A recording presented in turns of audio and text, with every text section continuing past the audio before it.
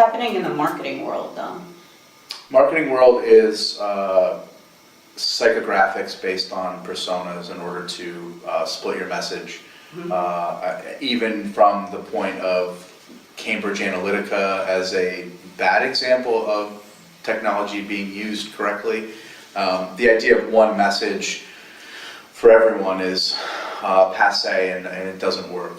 You have to be able to split your messaging along lines that resonate differently with different people. And you need to be able to have not only a content calendar that is broken up into different campaigns and tactics, but also split that one step further. So people, I think, just wrap their head around over the last few years of marketing that's cross-platform. Now they have to do cross-platform, cross-persona.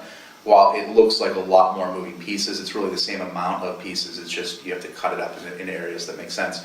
So like I deal in like the association world where that makes sense. You should know the personas of your members. That should be really a big part of what you do.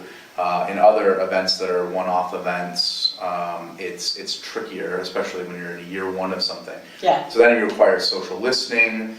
It requires you to bring in influencers and incorporate them into what you do in order to have them be archetypal attendees and then kind of trendsetters and represent as a person different segments of your audience. Yeah, and I think more so on that, I think what organizations are going to start seeing, where they should start using it now, is what you said, influencer marketing. So this is where you tap into your brand ambassadors, those that are like totally loyal to your organization, your event, and you just make them part of your marketing. They are the ones that are putting butts in seats. They are the ones that are hyping up your speakers. Your speakers actually should be doing more marketing for the event more so than anything. They often have larger platforms than the organizations themselves. True, but it depends on the goals. Like for example, if events are already determined to be closed events just for a certain institution, or that doesn't mean that you can't be creative with your marketing, with your content. Of course. And and the content and the marketing does not only have to exist for that one event, especially if you have like an event portfolio or several events and there's an overlap of attendees. But if there is any new trend out there, it is influencer marketing. For sure, in MarTech. And we as consumers, I mean, our behavior is also based on like, who do you go to on YouTube, on Insta, whoever, Mel Robbins, that's one of my influencers, like big time. You know? And if she was out there passionate about a product, passionate about an event, I'm sold. So you have to think of it from your own tribe, your own community, just really identifying who those few people are, what their tribe is all about, who their niche is. Mel influences you and you influence other people, and you took a picture with Mel yesterday, and other people said, where is this event? I need to go to this event. So you saw the cycle pretty quickly on how you take influencer marketing and you attribute fear of missing out to it, and all of a sudden you have a tool that is organic, in this instance organically, creating likely more interest in ticket sales.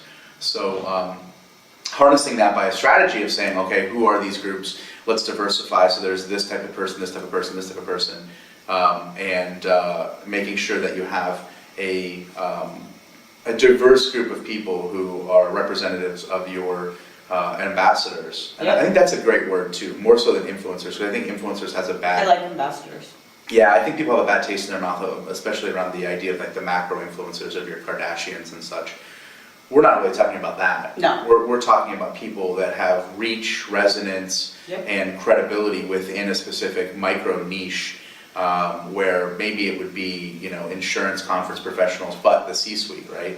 Like I find the C-suite buys into influencer marketing, whether they don't think it is influencer marketing, more than anyone else, because they're like, what's this event? Oh, there's education, that's fine. Fred said to go. Fred said to go, I'll go. And really, that's it. That's how they make their buying decisions, is through people at the same level as them, through recommendations.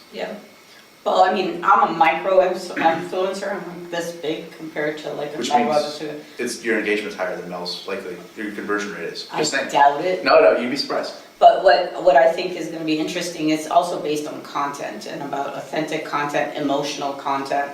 And that's one thing that we, I think that FICP members can truly benefit from. Totally. So that's what we're gonna be talking about tomorrow. Yeah, in should our be fun. session.